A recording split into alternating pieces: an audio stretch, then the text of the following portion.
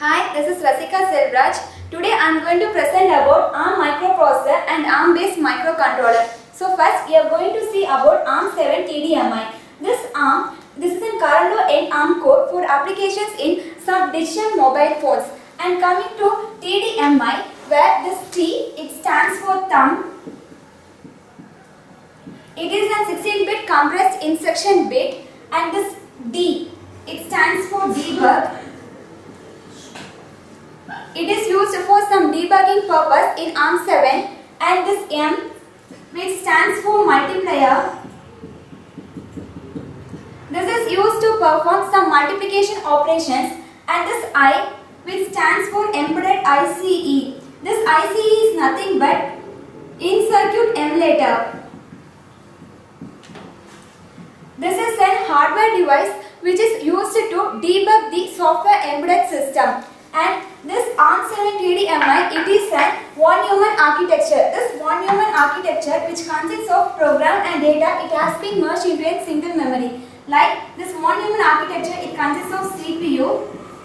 Here it consists of data and program memory. It consists of bidirectional data buses and one address buses. So here the instruction has been fetched in sequential manner. This is used to limit the bandwidth, and here this is used to interface the external memory. So this is about this one human architecture. Next we are going to see about three-stage pipeline. So this is a three-stage, this ARM7 TDMI, this is a three-stage pipeline. Like it consists of three pipelines, and this pipeline is nothing but the microprocessor executes the second instruction when the first instruction is in process. And this pipeline, it has been divided into segments.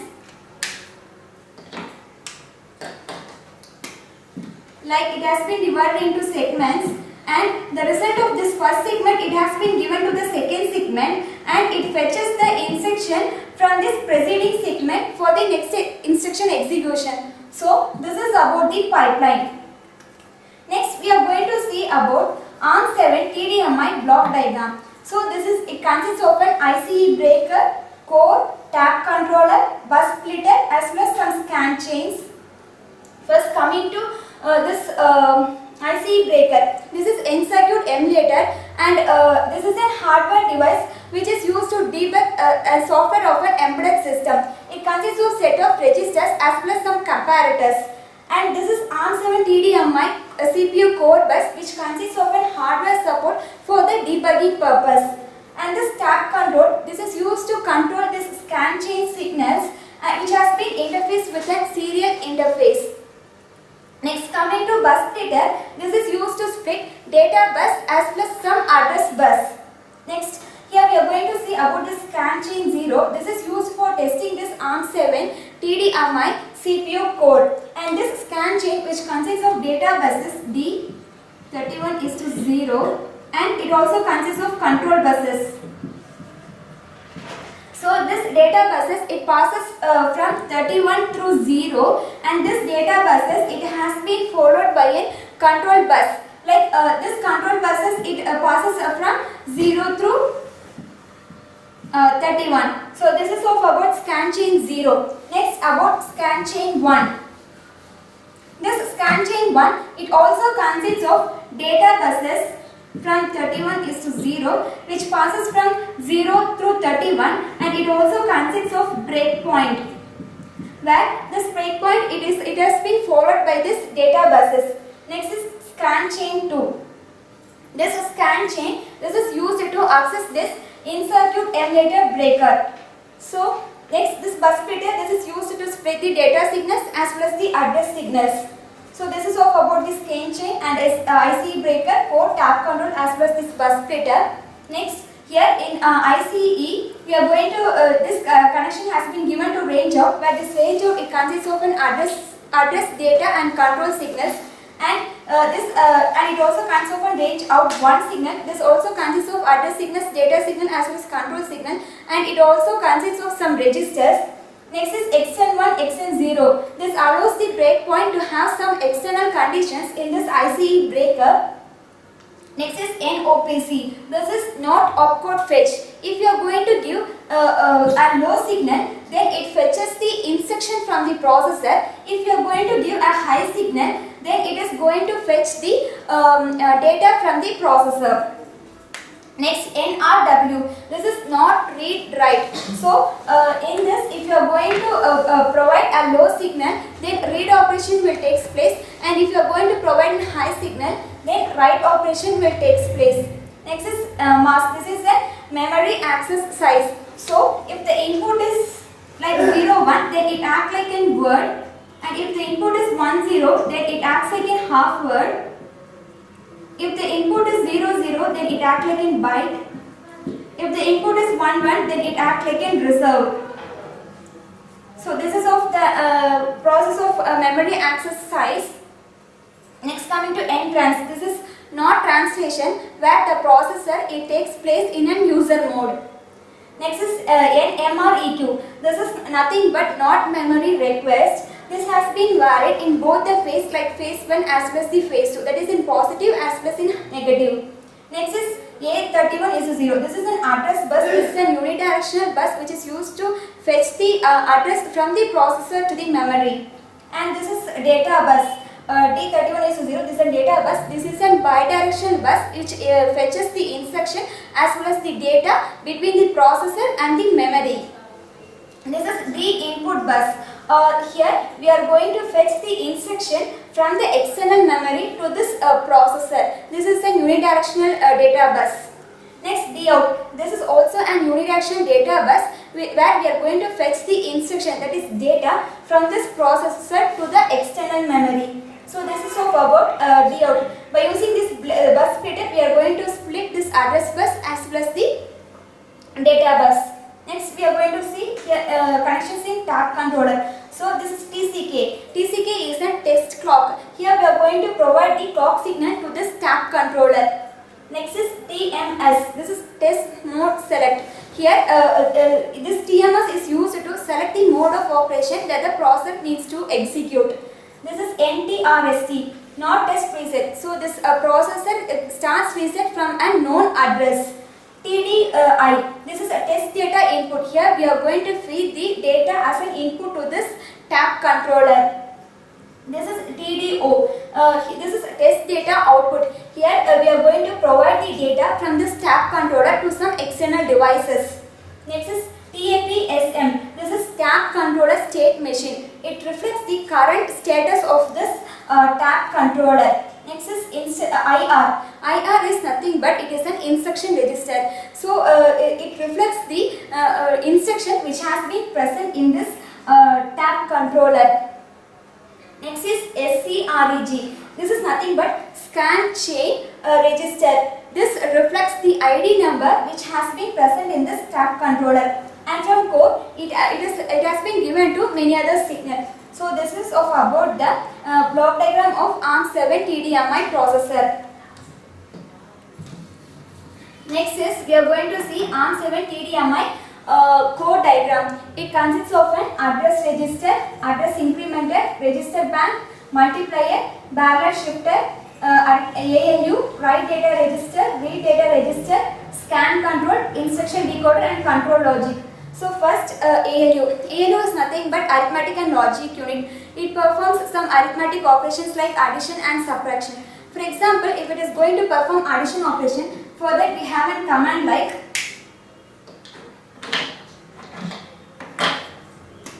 add R0, R1, R2. So the register R1 and R2 gets added and the result of these two things is stored in this R0 register. Like if you are going to give a value for this R2 as 5 and R1 as 5, so 5 plus 5 is 10. So the result is stored in this R0 register. So it performs addition operations like this, and coming to subtraction operation, the command is like this: sub R0, R1, hash 10. So here the subtraction operation will take place and the result gets stored in the register R0. So it is used to perform some addition operation as well as some subtraction operation.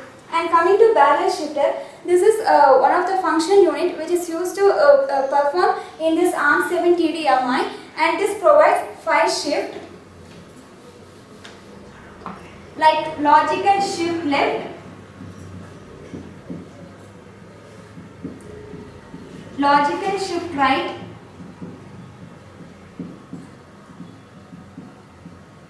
arithmetic shift left,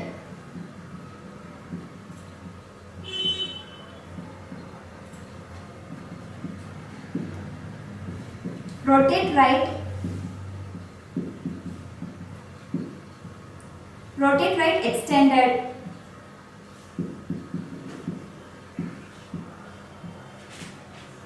So in logical shift left, it shifts towards the left. Like it shifts the data towards the left. When during the logical shift right, it shifts the data towards the right. Next, coming to arithmetic shift right, this is similar to this logical shift right, where it shifts the data towards the right. And coming to rotate right, here it shifts the data, it rotates the data towards the right direction. And coming to rotate right extended, here we are going to use an carry signal, where this carry has been shifted towards the right and the rotation it takes place in a rightward direction. So this is of about the barrel shift. Next, we are going to see about this multiplier. So this multiplier, this is used to multiply the two register and the result gets stored in the third register. Like if we are going to see about operations like mul, R0, R1, R2. So these two registers get multiplied and the result gets stored in this R0. And now we are going to see multiply A. This is here we are going to take the four registers like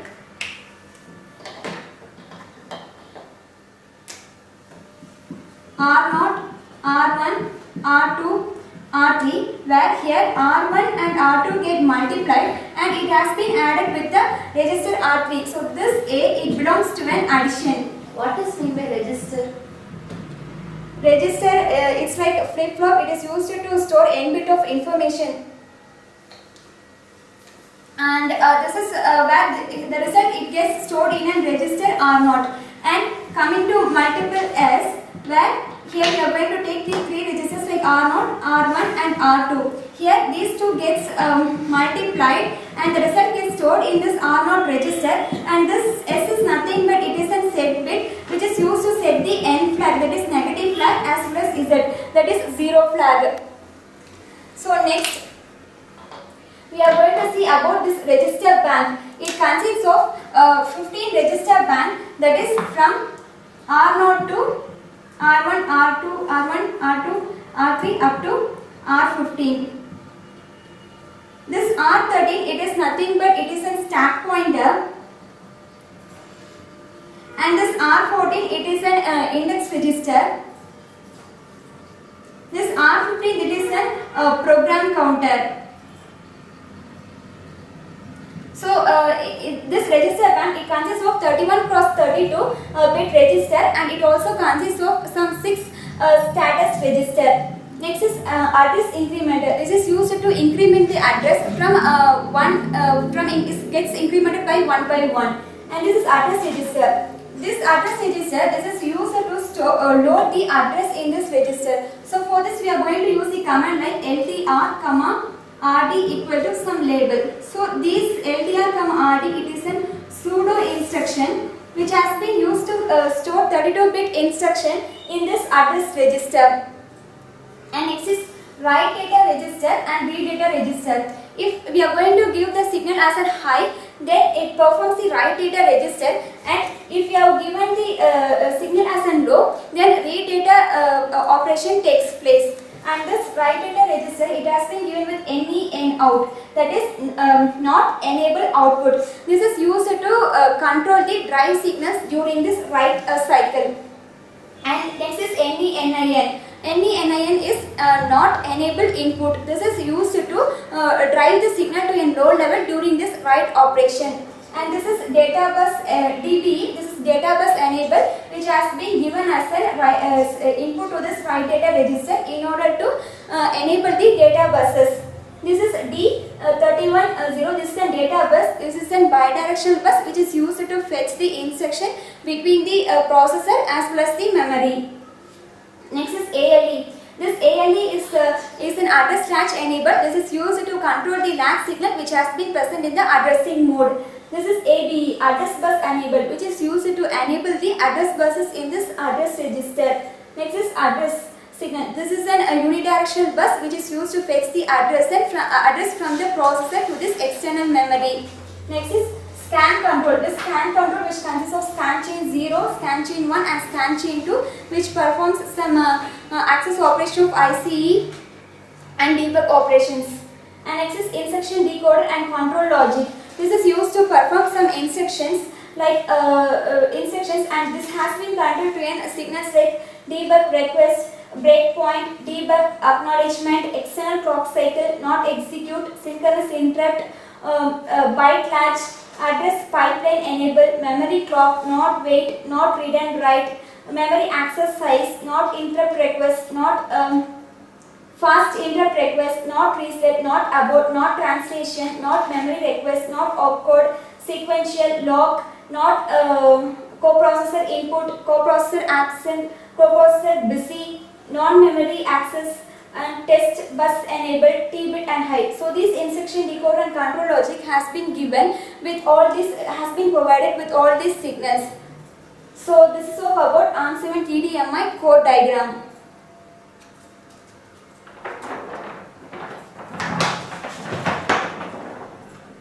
Next we are going to see about ARM7 TDMI functional diagram. First is M clock signal. This M clock, this is a memory clock cycle. This has been present in both phase 1 as well as phase 2, like positive as well as negative. And this next is N wait.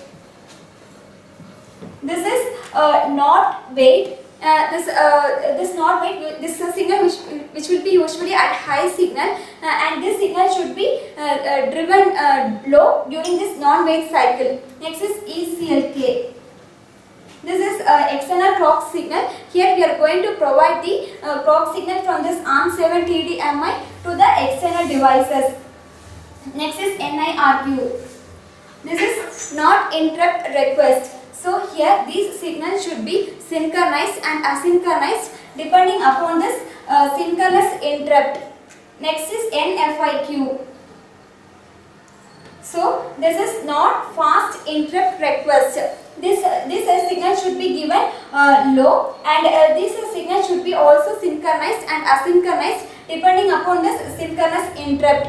Next is ISYNC. This is synchronous interrupt. Here, if the signal is low, then this NIRQ and NIFQ, it should be synchronized. And if this signal is high, then this signal has been already synchronized by this NIRQ and NFIQ. Next is N reset. So this N reset is nothing but not reset. So this processor will reset from an known address. For that we are going to use this N reset. Next is high. So in this high we can load a high load instruction to the stack controller which has been present in the ARM7 TDMI. Next is BUSEN. This is nothing but bus enable. This is used to enable the bus signals, and this has been given to the external devices from ARM7 TDMI. Next is BigEnd. So if you are going to provide an high pulse in this BigEnd, then BigEndian format will take place, and if you are going to provide an low pulse, then little endian format will take place. Next is NENIN. This is not enable input. This is used to control the signals during the write cycle. And next is NE out. This is used to drive the signal to a low level during the write signal. Next is NE out 1.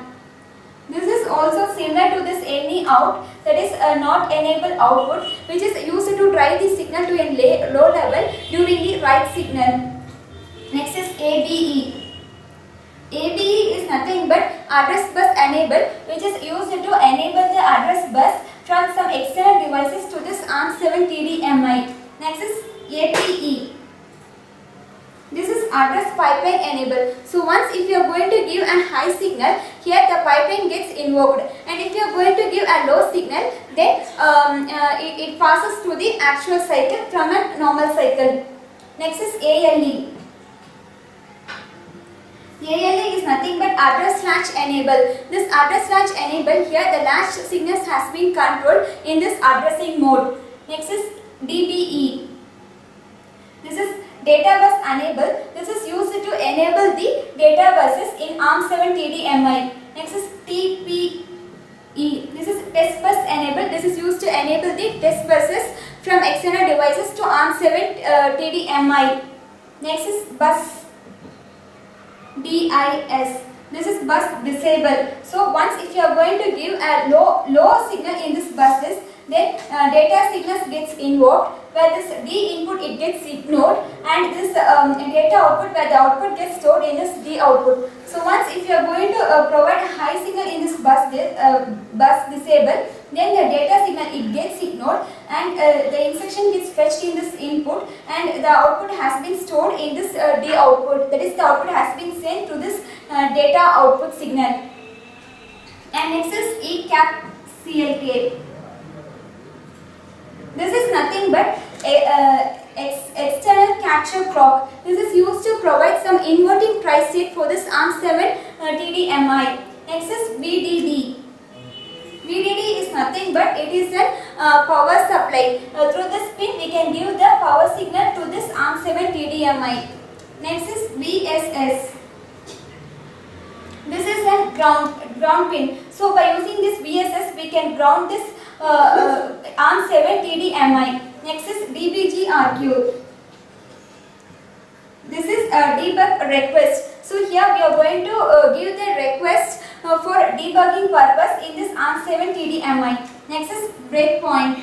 BREKPT. This is a breakpoint. So this breakpoint is nothing but here it makes the external hardware to halt the operation in order to make the processor to enter into the next state. That is for debugging purpose. Next is DBG ACK. This is a debug acknowledgement. It provides the acknowledgement of about the debug from ARM7 TDMI to some external devices. Next is NExecute. This is nothing but not execution. So here the execution it does not take place since it has failed to check its code number. So here this is used to this does not execute any operation. Next is extend 1.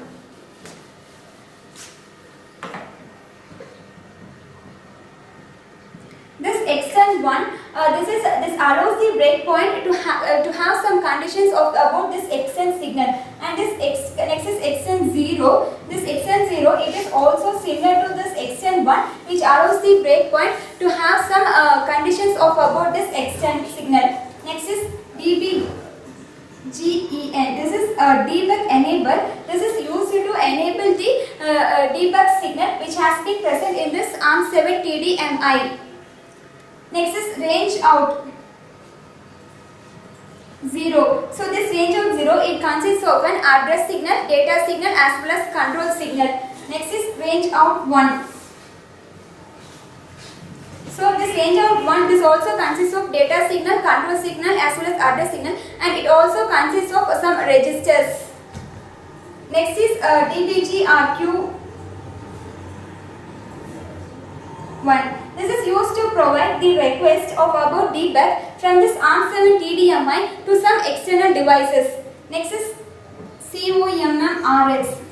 This is a communication channel receiver. Here this when we are going to provide a high pass over here, then this communication receiver channel buffer becomes empty. Next is communication channel transmitter. Here once if you are going to give a high pass, then this communication channel transmitter it becomes this buffer becomes empty. Next is TCK. This TCK is nothing but this is a test clock signal where we are going to provide the clock signal for this ARM7 TDMI. Next is TMS. This is test mode select. So this is by this signal we can select the mode of operation that the processor need to execute. Next is TD1. the TDI, this is test data input. Here we are going to feed the data as an input to this ARM7 TDMI. Next is NTRST. This is not test reset. So this processor gets resetted from the non-address. Next is TDO. This is test data output. Here we are going to provide the data as an output from this ARM7 TDMI to some external devices. Next is TAP SM. This is a TAP controller state machine. This reflects the current status of the TAP controller. Next is IR. This is instruction register. This provides the current status of the instruction that has been present in this TAP controller. Next, NTODEN. So this is not TDO enable. This is used to enable the TDO pin, that is test data output pin.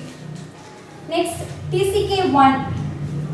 This is test clock phase 1. This one represents phase 1. So this cycle it takes place in the phase 1. Next is TCK2. That is this signal which takes place in a phase 2. So this 2 represents phase 2. Next, SCREG.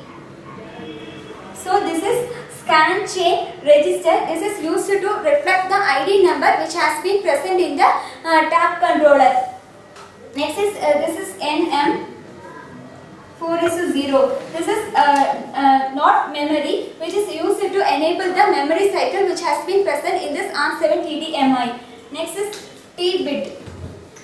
This T-bit, when if you are going to give the high signal, then the thumb instruction starts processing, and if you are going to apply a low signal, then ARM instruction starts processing.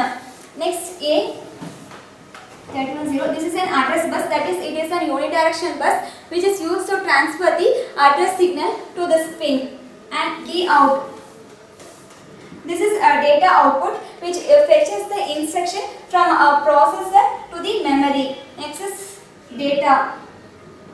This is data signal which fetches the instruction as well as data between the processor as well as the memory. Next, DIN. This is a data input signal which fetches the instruction or data from external memory to this ARM7 TDMI. Next, NMREQ. This is not memory request. This can be varied in both phase cycles, like phase 1 as well as the phase 2. Next, sequential. So this sequential which is used to add the first memory cycle to the last memory cycle. Next is NRW. This is not read write. So once if you are going to apply in high pulse, then write operation will take place, and once if you are going to apply in low pulse, then read operation will take place in this processor. Next, BL. This is byte latch, where this is used to control the latches which has been present in this addressing modes. And this is lock. So the processor which process its instruction in lock memory cycle in this pin. Next, NTrans, where this is an end translation mode, where the processor it takes place its operation in a user mode. Next, abort. Abort, it is an input device which makes the memory cycle. It says to the processor that required access is not required, that is it abort the signal. Next is NOPC. This is not opcode fetch. So once if you are going to apply a low signal, then the instruction gets fetched in the processor, and once if you are going to apply a high signal, then the data gets fetched in the processor. Next is NCPI. This is non-coprocessor input. Here it takes the input as a low and waits for the response from this processor. Next is CPA. This is coprocessor absent. So once if the signal is high, then this NCP1 signal it goes low and handshaking mechanism it takes place. And once if the CPA is high, if the CPA is low and this CPB signal it gets also low and it becomes a busy state, that the coprocessor it becomes a busy state. Next is CPB. This is coprocessor busy, where this coprocessor enters into a busy state when we are going to apply this CPB bit.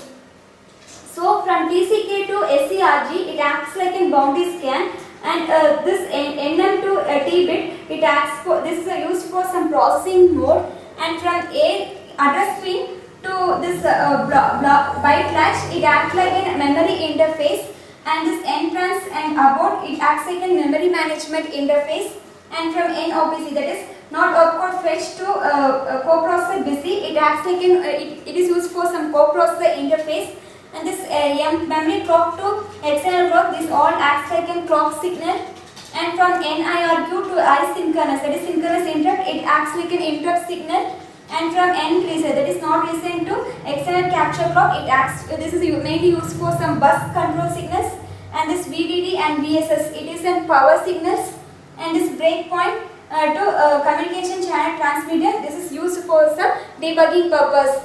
So this is all about ARM7 TDMI functional diagram. Next we are going to see what is meant by big endian format and little endian format. So here in a big endian format, it consists where the lowest byte word, it has been present in the highest numbered byte, and this most significant word which has been present in this lowest numbered byte, and this is a most significant byte of about lowest address, and word is addressed by byte address of most significant bit. And when coming to little endian format, here the lowest significant word is present in the lowest numbered byte, and most significant word is present in the most numbered, that is high numbered byte, and this is the least significant byte of a lowest address, and this word is addressed by a byte address of most significant byte. So this is the difference between this big endian format and this little endian format.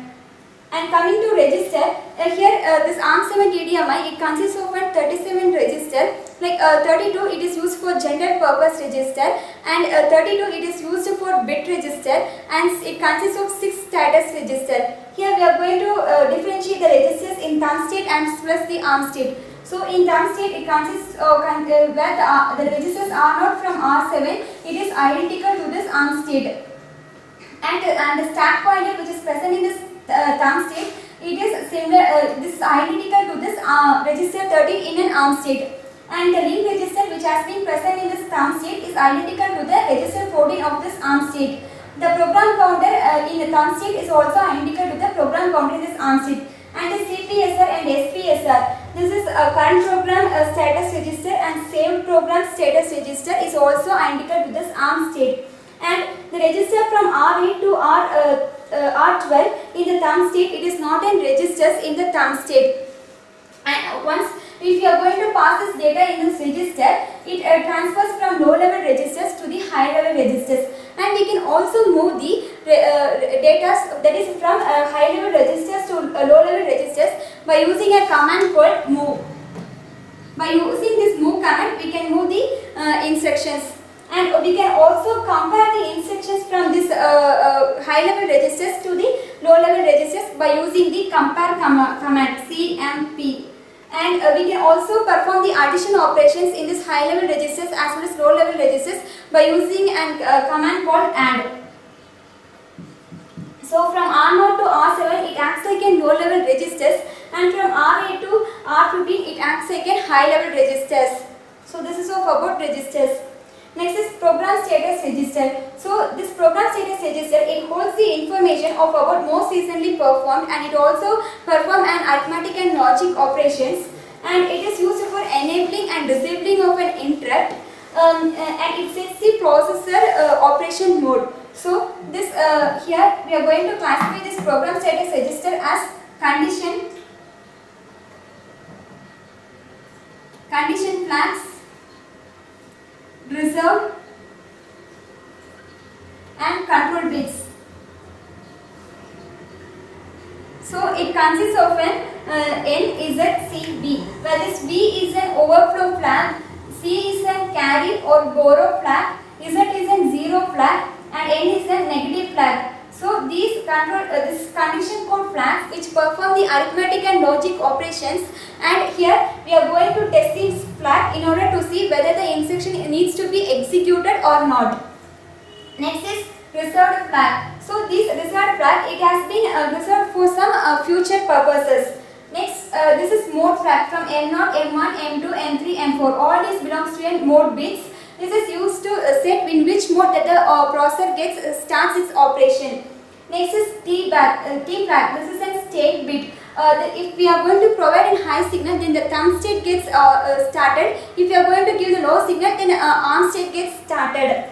Next is F and I. This is an interrupt disable. This is used to disable the FIQ pin, that is fast interrupt request pin, and IRQ pin, that is interrupt request pin. So this is all about the program status register.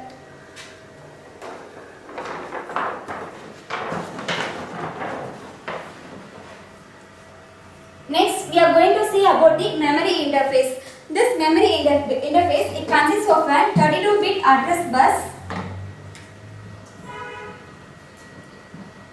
32-bit data bus, and control bus.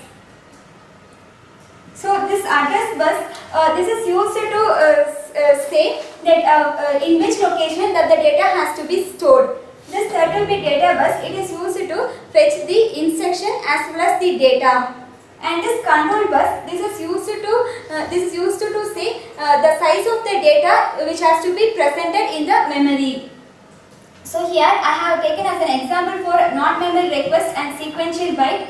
This memory interface, it consists of an N cycle, that is called non-sequential cycle, S cycle called sequential cycle, I cycle called internal cycle, and C cycle called coprocessor register cycle. So if NMREQ and SEQ both the output is in negative, then it takes place in a non-sequential cycle. And if NMREQ is negative and sequential is positive, then it takes place in a sequential cycle. And if NMREQ is positive and sequential is negative, that is, it takes place in an internal cycle. And if both the output is positive, then it takes place in a C cycle, that is coprocessor cycle. So for example, here I have applied a clock cycle, and this is a clock cycle, and this address next is address cycle.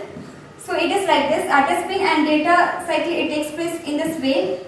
And next, here I am going to provide this NMREQ signal. Here first is negative, so here we are going to split the cycles as N, S, N, S, I, C. So for this NMREQ, here first thing is it is in negative. So the cycle will be like this. And next process in S cycle also it is negative. So in S cycle also it will be like negative. And in I cycle it will be positive, so it starts moving in a positive way. In C cycle it also acts as a positive, so it goes like this. Next is sequential. Here in N cycle it is negative, so the cycle is like this. And in S cycle it acts like in positive, so here the signal will be like this. And in I cycle it again comes to the negative level, so the output will be like this. And again in a C cycle it becomes positive. So again the cycle will move on. This is the memory cycle of this ARM7 TDMI. Next is this is the non-sequential cycle. Coming to non-sequential cycle, ARM7 TDMI, which transfers or it takes from an address, and it is unrelated to this preceding cycle. And coming to sequential cycle, it transfers or it takes from the address, and it is same like the preceding cycle. It also consists of one word or a half word, and a half word after the preceding address. Internal cycle, that is, it does not require any transfer because the process takes place in internal action itself. Next is coprocessor register transfer. It uses some data buses to communicate with the coprocessor, but it does not require any action from the memory. It takes place within the processor. Next, we are going to see the features and benefits of the ARM7 TDMI. So coming to future, it consists of high performance superscalar pipeline. This provides some dual issue, and it delivers 2.0 DMIPS/MHz of power supply, power sensitive application, and it also contains features like dynamic branch prediction. Its benefit is it provides an accuracy of about 95%. Next is it includes features like Neon Media Engine, which provides a flexible medium acceleration for some wide design specification. Next is optimal level 1 cache. It consists of a cache memory where it is used to maximize the performance. Here by using this cache memory, we can minimize the power consumption. Next is integrated level 2 cache. Here it supports the data streaming and it also minimizes the external bus traffic. That is, it minimizes the traffic which has been present in the signal. Next is STAMP2 technology. It is used to reduce the port size of about 30% by using this STAMP2 technology. And it has also have a future in trust zone technology for security purpose in electronic payment. And it also have high frequency operation. That is, this ARM7 TDMI, it can operate of about 1 gigahertz and its operation performance optimized to 90 nm, that is nanometer to 65 nanometer. And this coming to low power operation, it also consists of a low power design operation, and this IEM technology which enables, it operates at a low power of about 300 nanometer operation to a low power of about 65 nanometer open power technology. So these are the some features and benefits of this ARM7 TDMI. So this is of about ARM7 TDMI processor. Thank you.